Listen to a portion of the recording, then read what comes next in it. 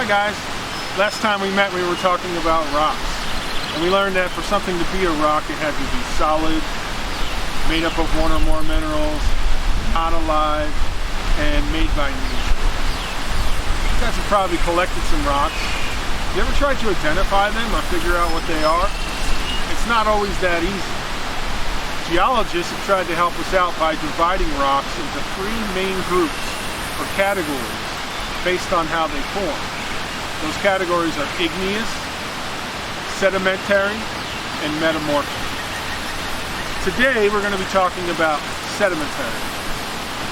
Sedimentary rocks are rocks that are made up of little particles of rock and mineral called sediment, often form in layers. The layers in here? Kind of like the layers in a cake. So there's many different types of sediment. I have brought some sediment with me here today. In this bottle we have some clay, which is a type of sediment that's really fine or small.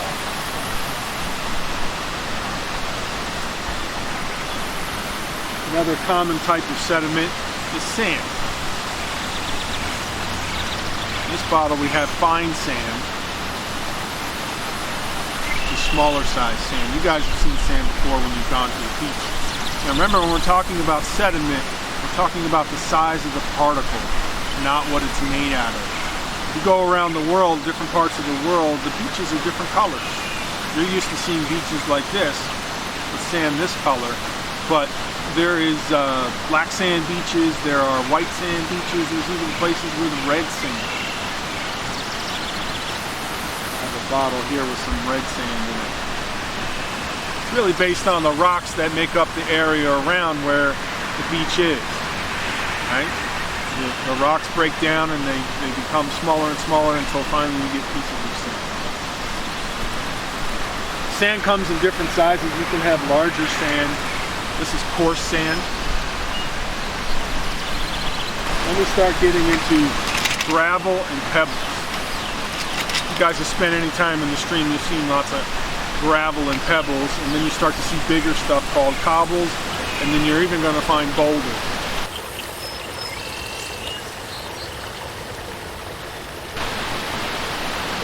You guys have been to the stream before, and you know that when you look at the bottom of the stream, there's all kinds of sediment on the bottom. There's silt, there's sand, gravel, pebbles, cobbles, all that stuff. And normally it just sits on the bottom of the stream bed. But when we have a lot of rain and we get a lot of runoff, the stream gets a lot of extra energy. It really gets flowing hard, and that gives it the ability to pick up the sediment off the bottom. You ever notice when it's rained a lot that the stream can turn brown, almost like chocolate milk? So the stream will stay like that for several days until it starts to lose some of its energy. And as it loses that energy, particles will begin to settle out down to the bottom of the stream. And eventually the stream will clear back up and all the particles will be down on the bed where they were. I have this science tube that I brought with me, and in here it has all kinds of different sized particles and water. Notice what happens when I stop shaking.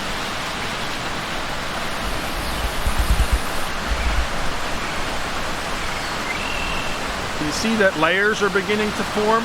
What happens is the largest particles settle out first, followed by the sand, and then some silt. And what we have here in suspension is probably those tiny clay particles.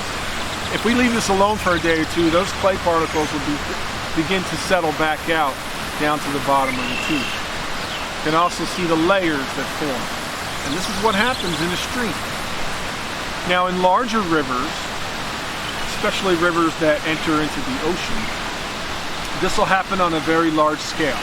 And what will happen over time is these layers will pile up one on top of the other, and they will eventually get squeezed together and compacted and cemented, and they'll harden to form a rock, a sedimentary rock. Okay, so now we're going to take a look at some of the more common sedimentary rocks in this area. First rock I have here is a type of rock known as shale.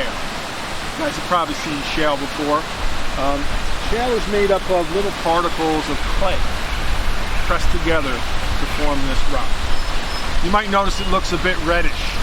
That's because here in the Catskill Mountains, there's a lot of iron minerals in the soil, and so we get a lot of reddish tones to the rocks, where the iron has rusted or oxidized. Shale, very common.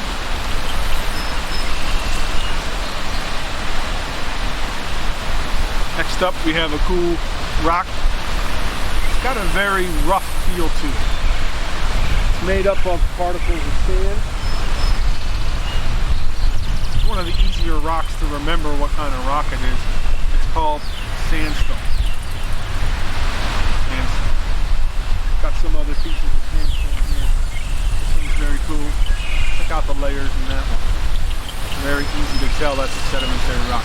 Anyone that feels really gritty, like sandpaper, definitely sandstone. Sometimes we get rocks that are like mixtures of many different kinds of sediment. Silt, sand, pebbles, and gravel, all mixed together. You get these weird looking rocks.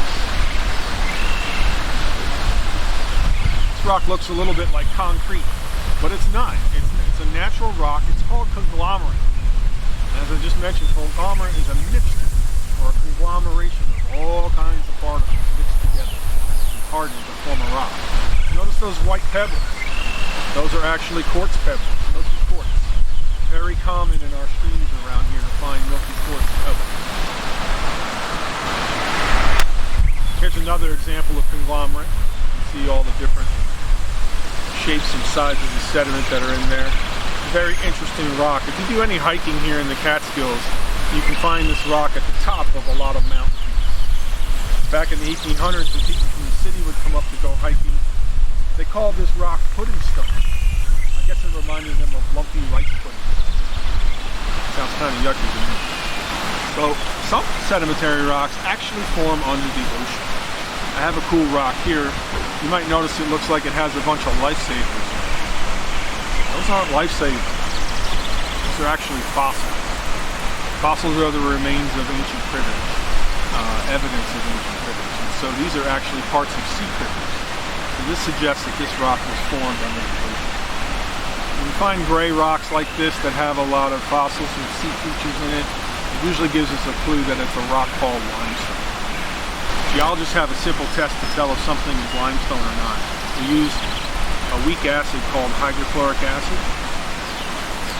Something cool happens if you put acid on a piece of limestone. Can you see that bubbling, that fizzing? That's a chemical reaction that's happening between the acid and the minerals in this rock. The main mineral in limestone is called calcite, and you get this fizzing that goes on. If we were to put this acid on another rock that wasn't limestone, say like this piece of shale here,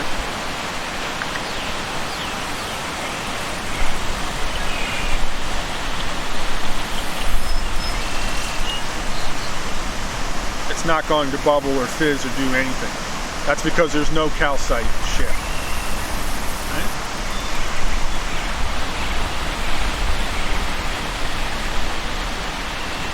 If you've been down to Kingston by the mall area, you might have noticed there's a huge wall of gray rocks that extends all the way around the mall there. That's all limestone. If you go and you look closer at it, you can see that it's filled with lots of fossils of sea creatures. And geologists use evidence like that to sort of suggest something about an area.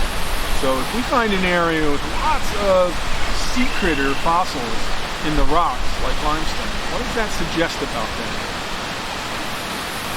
Well, what it should suggest to you is that that area was once under the ocean. And that's an important concept in geology. Another interesting type of sedimentary rock that forms near the ocean is something called coquina. If you look closely at coquina, you might notice that the sediment is a little different. The sediment in this rock is actually fragments of broken seashells that were deposited in layers, piled up over a long period of time, compacted together to form a rock. If you go down to Florida, a lot of the rocks in Florida look like coquina.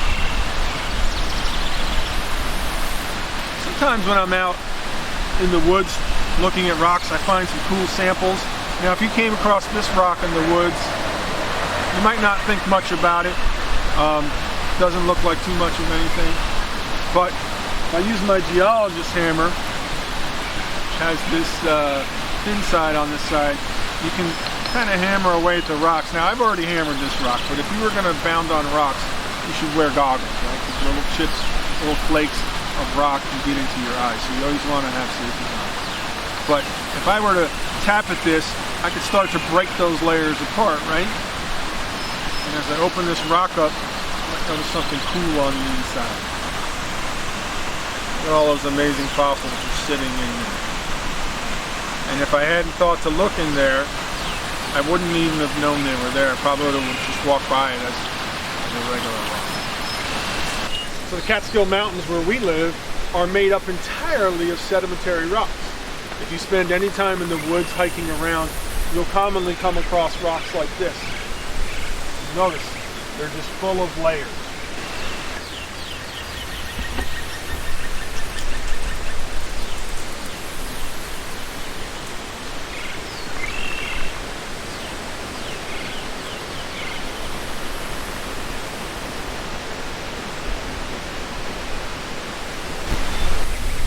So remember, when we're talking about sedimentary rocks, we're talking about rocks that form from tiny little particles of other rocks, minerals, that pile up in layers, get squeezed together, and over long periods of time become a rock.